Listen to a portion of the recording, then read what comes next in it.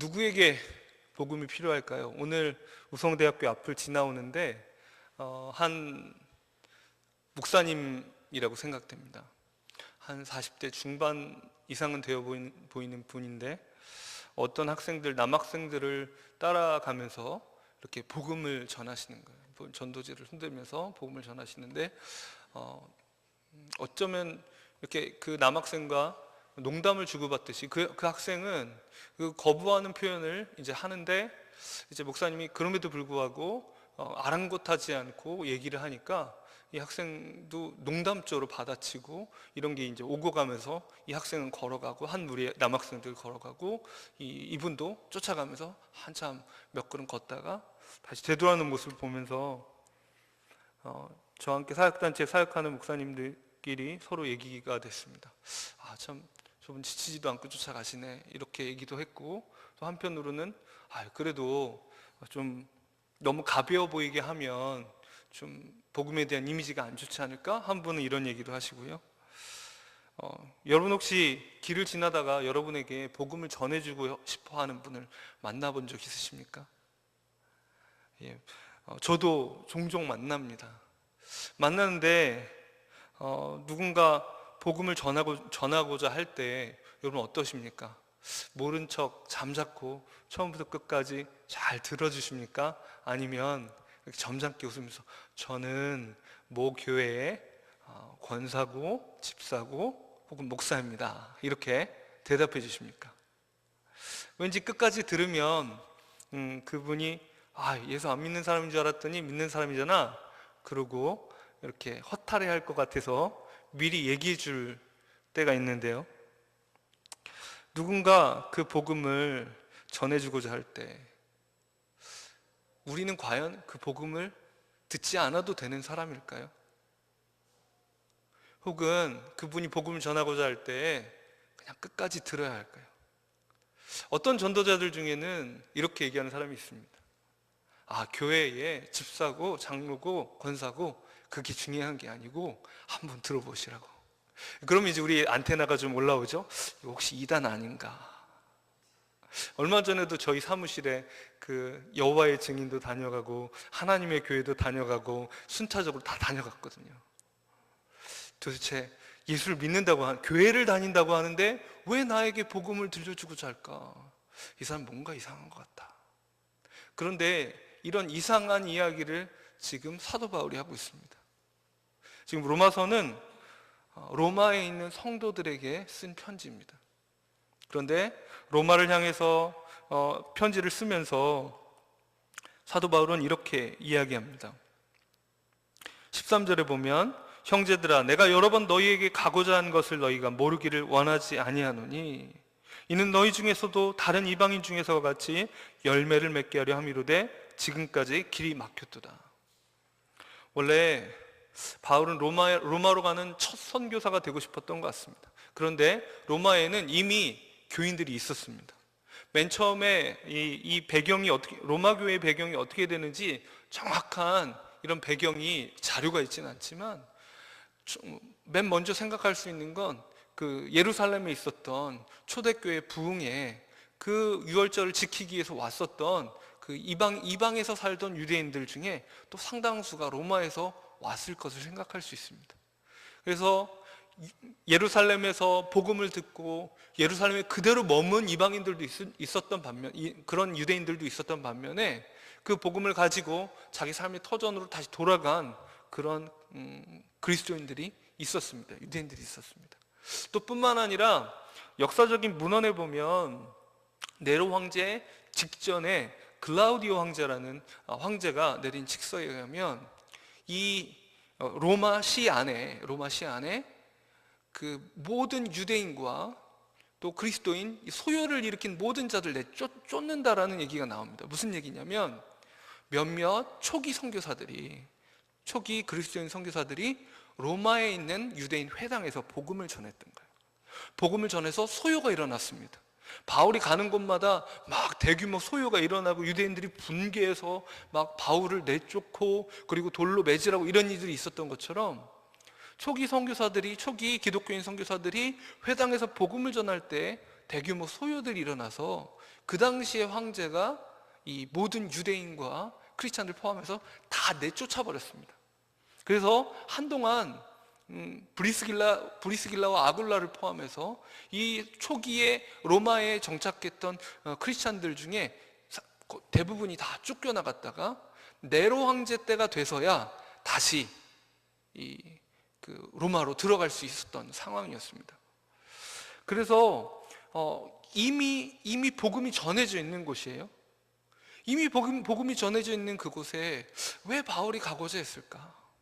또 열매를 맺고자 한다 이야기하면서 15절에 보면 15절 한번 읽어보시겠습니까? 시작.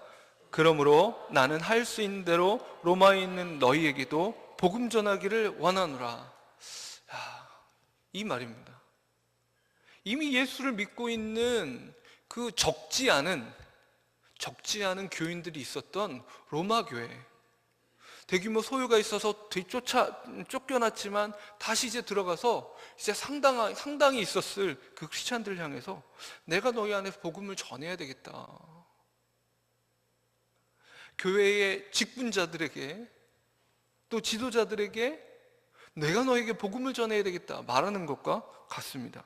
도대체 왜 복음을 전한다고 이야기할까요? 왜 로마에 있는 성도들은 복음을 들어야만 했던 걸까요? 여러분, 먼저 복음이 무엇인지에 대해서 한번 생각해 보겠습니다. 그 당시 로마 시대에 복음, 좋은 소식이라는 건 그전 설명드린 것 같은데 황제가 전쟁을 나갑니다. 전쟁을 나가서 전투에서 예를 들어 영국을 정벌한다. 당시에 로마 시대에는 영국은 변방 중에 변방이었거든요. 영국 그 섬을 정벌한다라고 해서 이제 하면 각지에서 소문이 돌겠죠. 야, 황제가 새로운 전쟁을 일으켰구나. 어떤 장수를 내보냈구나. 그리고 그 전쟁이 끝나서 모든 정벌을 끝내고 황제가 완전히 승리한 이후에 제국으로 왕의 사절들이 쫙 퍼져나갑니다. 이제 백성들이 듣는 앞에 혹은 이 사신이, 여러분 아시죠? 예전에 그 사극 같은 데 보면 청나라에 혹은 중국에 어떤 사신이 황제의 측사라고 오면 어떤 대접을 받습니까? 받들어 모시잖아요. 그런 것처럼 황제의 측사가 들고 오면 이것이 바로 복음입니다. 이것이 복음이기에 이 복음을 들고 온 이 측사 앞에 모든 백성들이 무릎을 꿇고 들어야 되는 거예요. 다 펼쳐놓고 얘기합니다. 이것이 황제의 복음이다. 어떤 복음이에요? 황제가 어느 전투에서 군대를 보내어 승리했다. 이제 그곳은 황제가 다스린다. 이것이 복음이었습니다. 황제가 다스린다는, 왕이 이겼다, 황제가 이겼다 하는 복음이 복음의 어원입니다. 그렇다면 여러분, 오늘 바울이 이 1절부터 이야기하죠. 예수 그리스도의 종 바울은 사도로 부르심을 받아 하나님의 복음을 위하여 택정함을 입었으니 라고 말할 때 이 복음은 무엇일까요? 바로 황제가 승리했다는 것입니다. 그 황제, 그 왕이 누구입니까? 그 복음에 대해서 다시 한번 여기 말하고 있는데 4절 조금만 거슬러 올라가서 4절 한번 읽어보시겠습니다. 4절 시작. 성결의 영으로는 죽은 자들 가운데서 부활하사 능력으로 하나님의 아들로 선포되셨으니 곧 우리 주 예수 그리스도시니라. 그래서 이 복음은 죽음을 이기고 승리하신 부활의 예수 그리스도에 대한 복음입니다. 죄와 사망의 세력에 억눌리고 있었던, 신음하고 있었던 사람들에 대해서 이제는 왕이 승리했다. 이제는 하나님의 아들이 죄와 싸워서, 죽음과 싸워서 이겼으니 이제 예수 그리스도가 다스리신다 라는 것이 복음의 핵심이었습니다. 우리 옆에 분에게 복음을 전해주시겠습니까? 예수님이 다스리십니다. 이렇게 옆에 말씀해 주십시오. 자, 다시 한번 조금 더 내용을 바꿔서 예수님이 나를 다스리십니다. 예수님이 당신을 다스리십니다. 예수님이 우리 교회를 다스리십니다. 예수님이 이 월평동을 다스리십니다. 예수님이 대전을 다스리십니다. 예수님이 이 민족을 다스리십니다. 예수님이 온 세상을 다스리십니다. 이것이 복음입니다. 바울은 이 복음을 위해서 택정함을 입은 사람이었습니다. 그런데 그 복음이 그냥 여러분 어떤 원리가 아니에요. 원리가 아니에요. 어떤 원칙이 아니에요. 어떤 메시지가 아니에요. 여러분, 황제가 다스린다 그러면 황제가 다스린다는 말이 그냥 그 어떤 원리인가요? 아니요. 살아있는 황제가 있잖아요. 그 살아있는 황제의 권력이 다 미친다는 얘기입니다. 그리고 이 어떤 원칙이나 메시지 앞에 그들이 그 복음을 듣는 사람들이 무릎을 꿇는 것이 아니라 저 멀리 있지만 그 황제가 바로 눈앞에 있는 것처럼 그 권력 앞에 무릎을 꿇는 것입니다. 그가 나의 왕이기에, 그가 나의 황제기에 라고 인정하기 때문에. 여러분, 그래서 이 복음을 가지고 있었던 초대교회 그리스도인들이 어떻게 했습니까? 그 당시에 관용 어구와 같은 인사말이 무엇이었습니까? 황제가 우리 주인입니다. 근데 크리스찬들은 뭐라고 대답했을까요? 해야만 했을까요? 아니요, 그리스도가 나의 주인입니다. 바울은 첫 구절을 예수 그리스도의 종 바울은 이라고 말하면서 예수 그리스도께서 나의 주인이십니다 라고 이야기합니다. 이 복음은 그저 기억해뒀다가 적당한 때에 써먹는 것이 아닙니다. 살아있는 예수 그리스도와의 관계입니다. 그분의 권력 앞에, 그분의 왕되심 앞에, 지금 이 자리에서 우리를 다스리시는 그분 앞에 무릎 꿇는 것이, 그분에게 합당한 반응을 하며 사는 것이, 언제 어느 곳에 가든지 세상 끝날까지 내가 너희와 항상 함께 하겠다고 약속하셨던 그리스도 앞에서 살아가는 것이 바로 복음 앞에서의 삶이고, 복음을 복음으로 받아들인 올바른 태도였습니다. 바울은 복음을 전해주고 싶어 했습니다.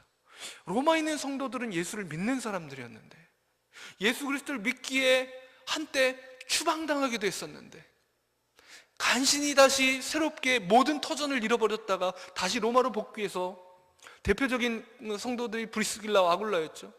복귀를 해서 또다시 터전을 잡고 그 일들을 하면서 로마에서 복음을 전하고자 하는 그 사람들이었는데, 왜 또 이들에게 복음을 들려줘야 된다고 얘기했을까요? 첫 번째로는 이 크리스찬들 안에서도 복음이 전해져야 했습니다.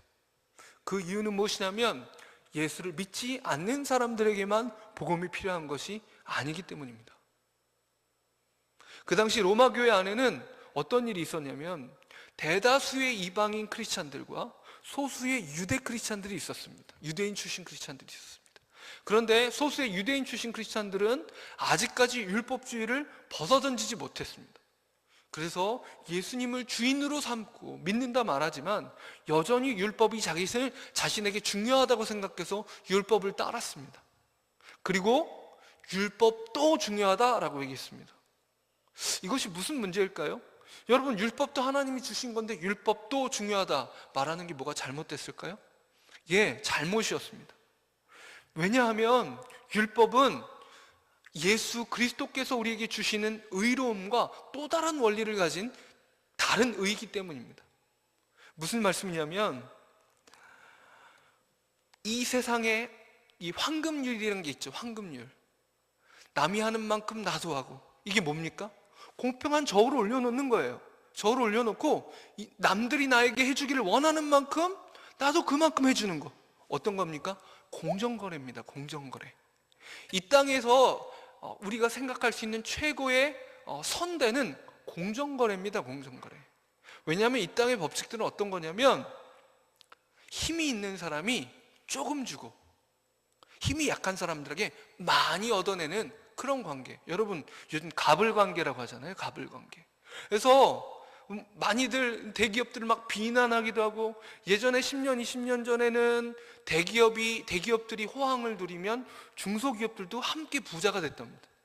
요즘에는 대기업이 돈을 버는데 중소기업도 부자가 되는 것 같지 않다는 거예요. 그러면서 이거 불공정하다 이런 문제 제기들을 하는 거예요. 그런데 이 세상의 법칙은 가장 좋은 것이 공정거래입니다. 율법의 원칙이 무엇입니까? 저울에 하나씩 올려놓는 겁니다. 그래서 우리가 율법의 법에 의해서 구원을 얻으려면 어떻게 됩니까? 그에 합당한 삶을 살아야 합니다.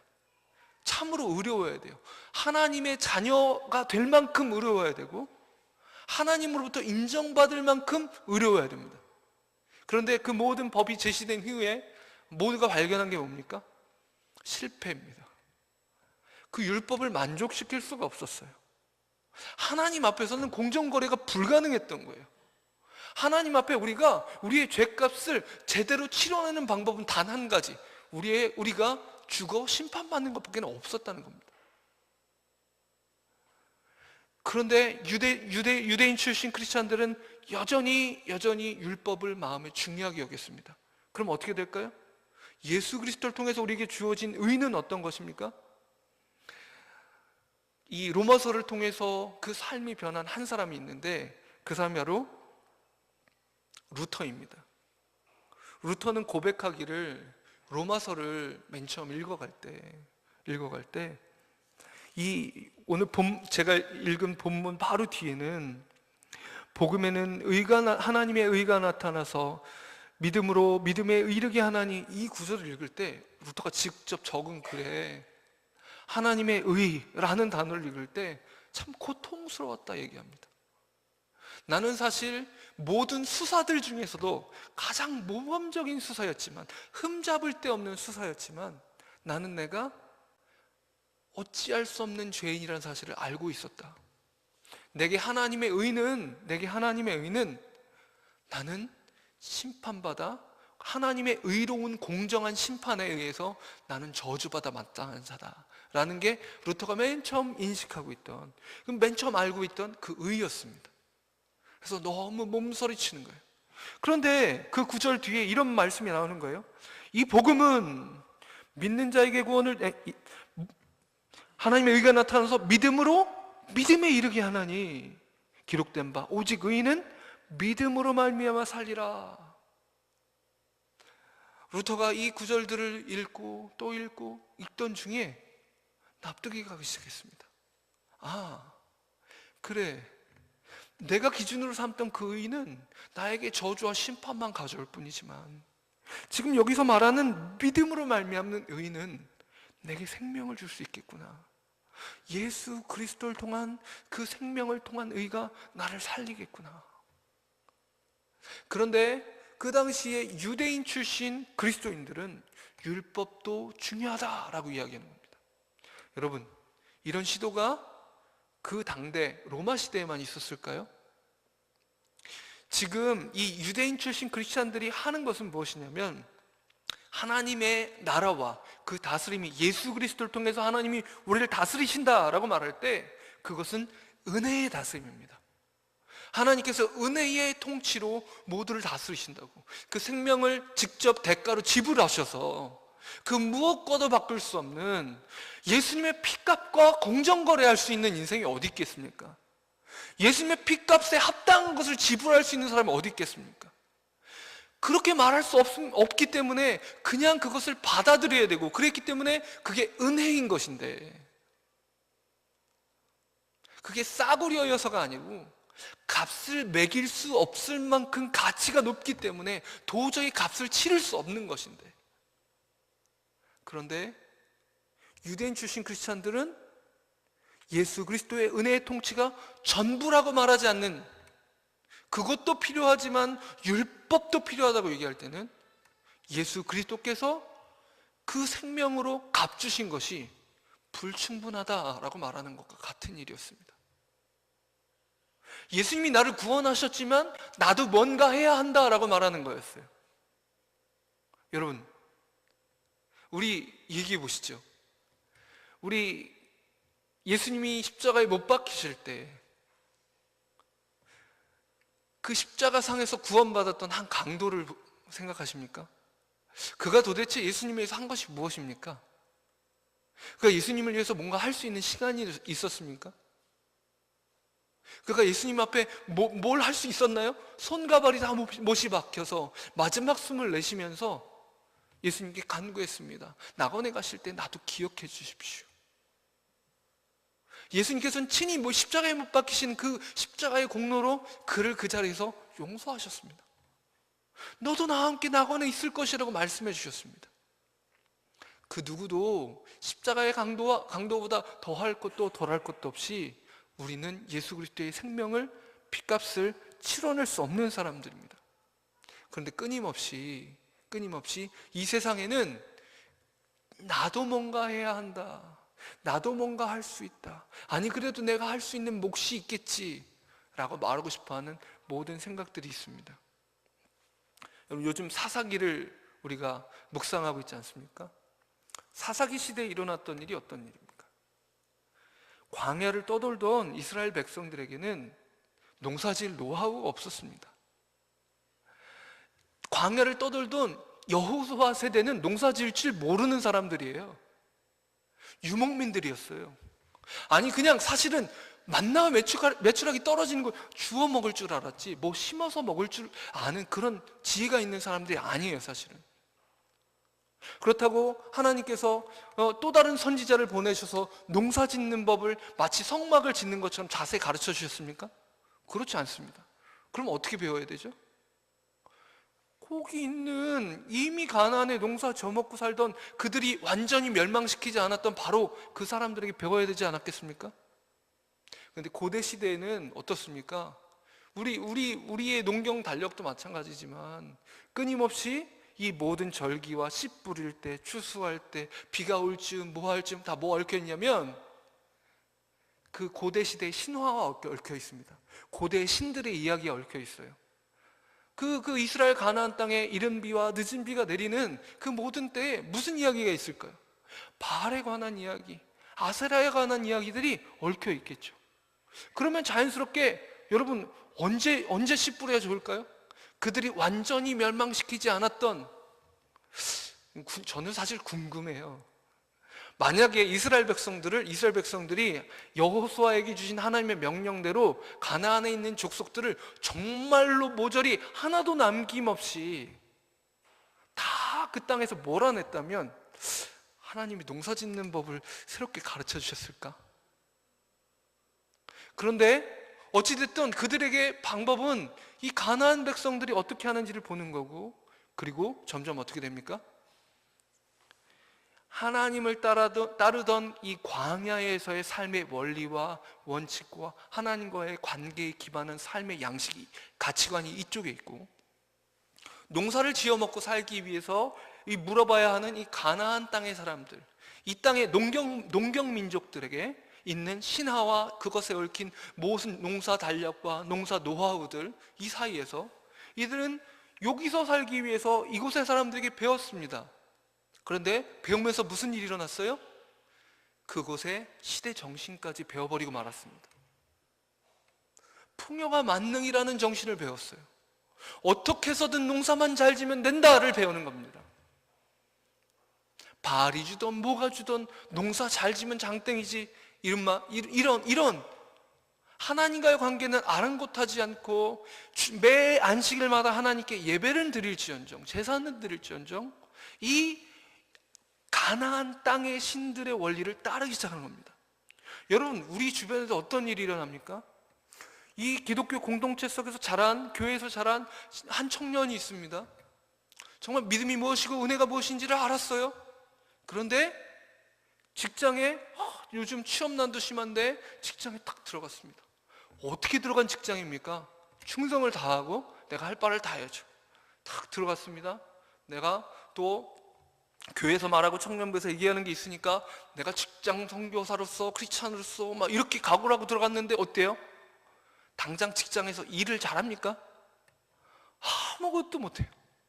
맨날 끊임없이 상사들에게 깨지고 일습니다. 이곳에서는 당신은 사랑받기 위해 태어난 사람, 이런 얘기 듣고 살았는데 여기서는 당신은 사랑받기는커녕 이따위로 하려면 집어치라고, 나가라고 고함 지르고 쥐어짜고. 이곳에선 은혜의 원리가 다스리고 있었는데 이곳에선 은혜라는 찾아볼 수 없고 가장 최고로 좋은 상사는 공정거래를 하는 상사입니다. 자기 일을 나에게 떠맡기지 않는 상사 정도가 최고입니다. 챙겨주는 상사, 막 시켜 먹어도 그래도 챙겨주는 상사, 이런 상사가 그래도 좋은 상사라 그래요. 그러니까 이 은혜가 없는 곳에서 닳고 한 3년 차 되면 직장인 증후군이 나타나죠. 목사님, 이 직장에 제가 다녀야 될지 말아야 될지 모르겠어요. 제 동생도 물어봤던 것 같아요, 3년 차에.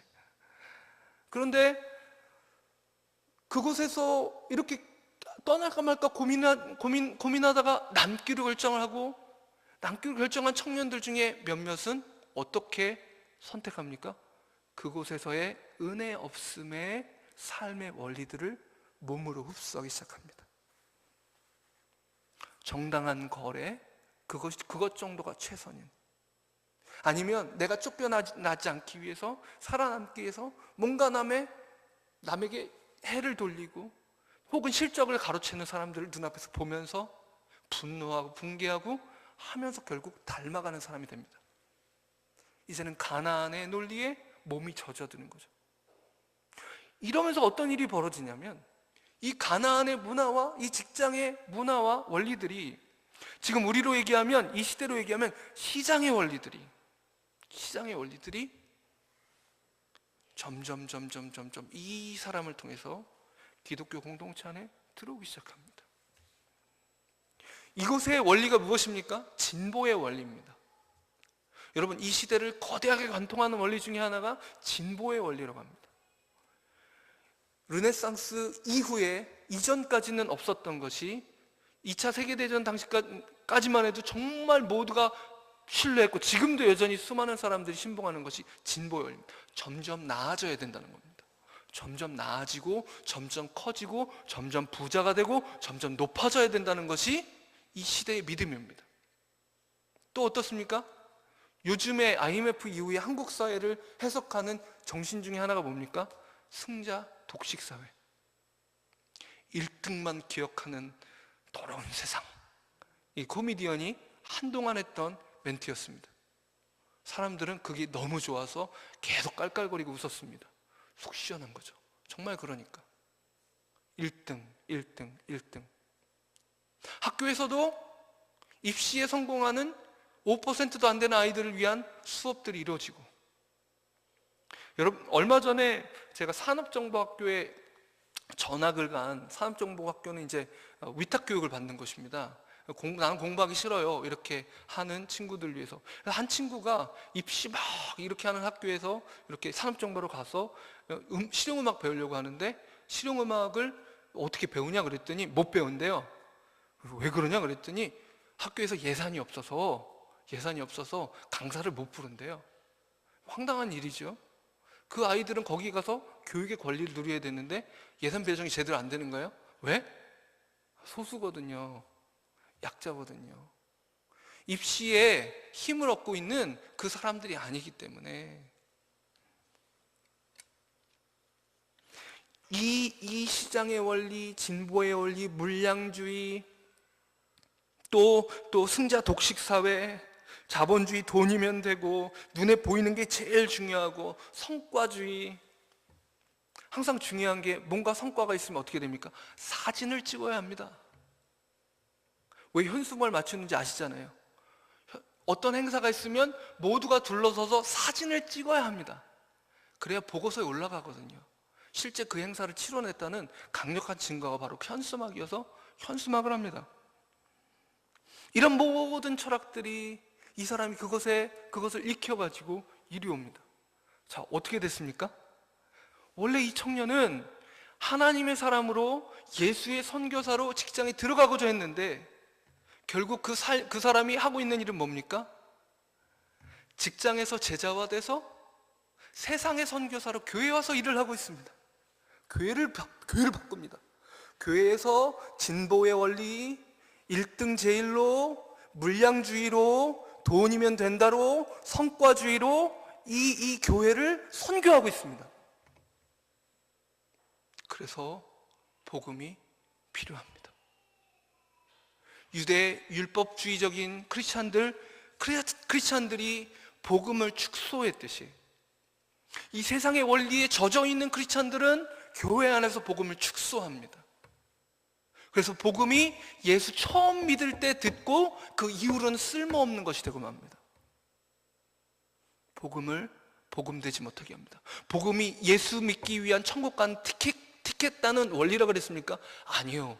예수 그리스도가 다스리신다. 그것이 복음의 실체입니다.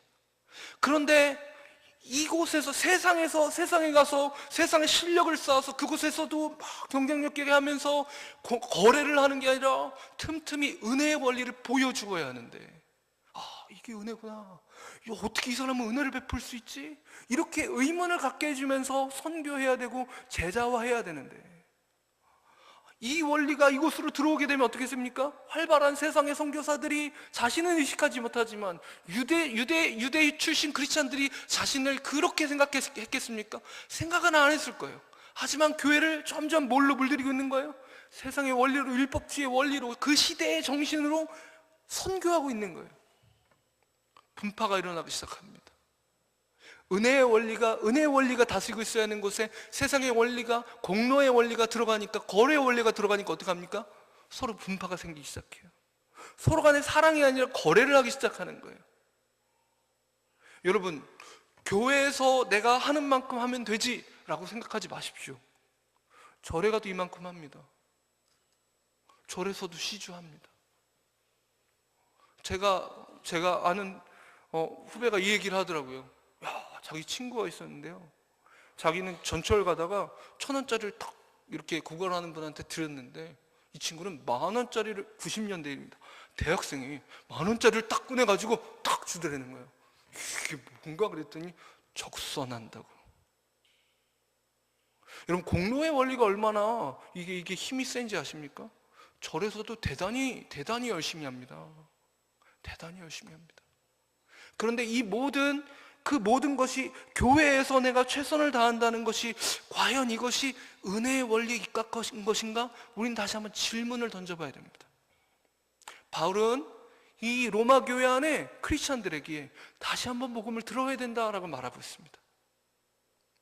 우린 끊임없이 복음이 전부라고, 예수 그리스도께서 다스리신다고, 이 땅의 한 치의 땅도, 이 교회 안에 이 기독교 공동체뿐만 아니라 이 온 세상도 예수 그리스도께서 다스리신다고 그렇게 선언해야 될 책임이 있는 사람들입니다. 왕이 우리 곁에 계십니다. 근데 끊임없이 우리는 16절에 말하는 것처럼 내가 복음을 부끄러워하지 아니하노니, 그런데 누군가는 복음을 부끄러워합니다. 왜 부끄러워할까요? 내가 뭔가 해야 될 것 같은데 넌 할 게 없어 얘기하니까 허탈하죠. 내가 이렇게 잘하고 있는데 칭찬해 주는 것이 아니라 너의 의는 더러운 옷과 같다 이렇게 얘기하니까 화가 나는 겁니다. 넌 무력하다, 네가 할 수 있는 건 없어, 내가 자율적으로 내가 책임지고 싶은데 내가 나를 책임지지 못하는 게 수치스러운 겁니다. 예수님이 죽어야만 내가 산다니 정말 구제불능 아닙니까? 그 사실이 내가 무력한 것이 싫다는 말입니다. 내가 이제까지 헌금한 게 얼마고, 내가 이제까지 예배를 몇 번이나 드렸고, 내가 이제까지 애쓴 게 얼만데 그것이 아무것도, 나의 구원을 위해 아무것도 할 수 없다니 싫은 겁니다. 그런데 여러분, 예수 그리스도의 복음만이 능력입니다. 우리를 구원하는 다른 능력이 없습니다. 우리의 힘으로는 승리할 수 없습니다. 우리는 끊임없이 싸워야 합니다. 우리는 무엇과 싸워야 하냐면 복음을 축소시키려는 우리 안의 모든 세력들로부터 싸워야 합니다. 이 땅을 살아가는 원리를 무시하자는 것이 아닙니다. 우린 선교사예요, 선교사. 그러면 선교지 언어도 배워야 되죠. 그곳에서 선교지 언어를 배워서 그곳에서 복음을 전해야 되죠. 그러니 경쟁도 해야 됩니다.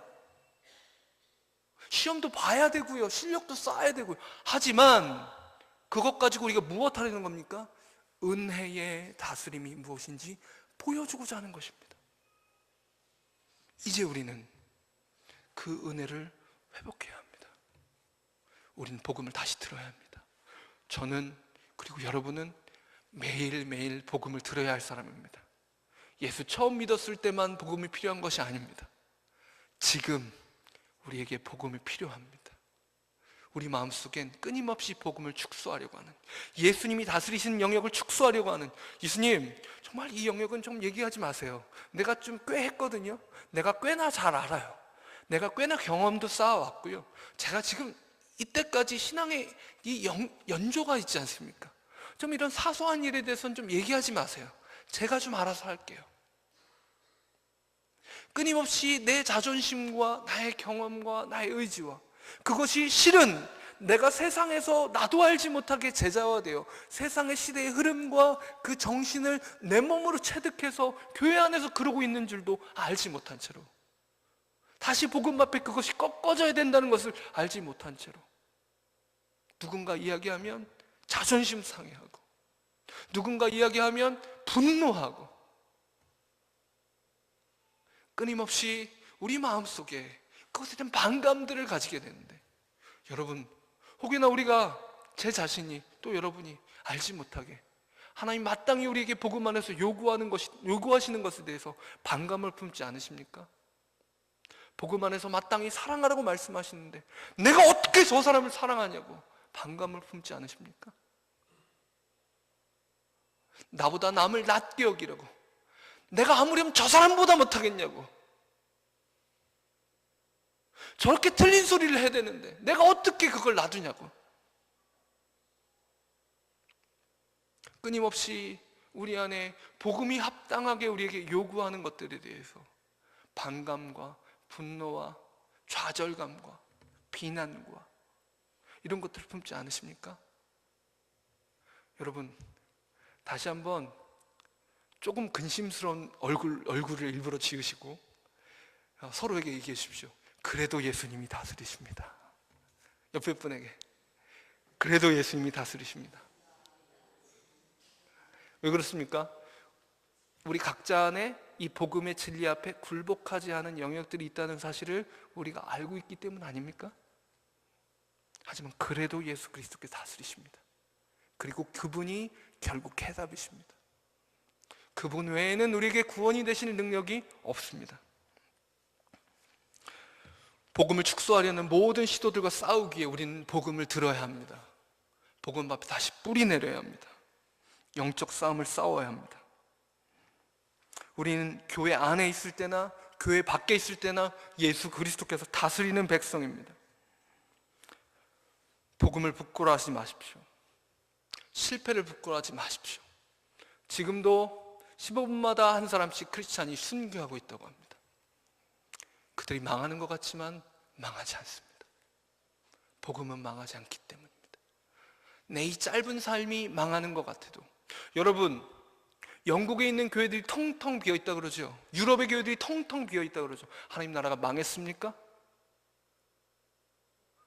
하나님이 수치를 입으셨습니까?